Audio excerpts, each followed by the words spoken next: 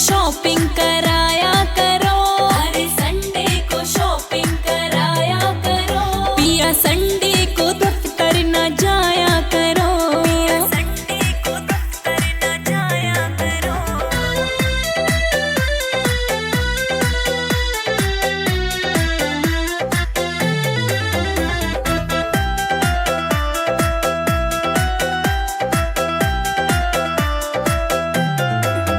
पिया साड़ी मेरे मन भाती नहीं, पिया साड़ी मेरे मन भाती नहीं। ठीक ढंग से मैं चल भी पाती नहीं, ठीक ढंग से मैं चल भी पाती नहीं। छोड़ साड़ी को सूट भी दिलाया करो, पिया संडे को दफ्तर न जाया करो।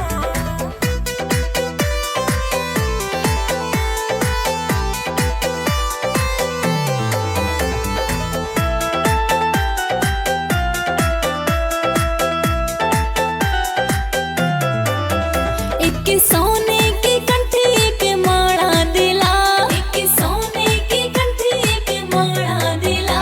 एक मलमल का बालम दुपट्टा भी लिया, एक मलमल का बालम दुपट्टा भी लिया। अपनी गोरी पे रहम कुछ खाया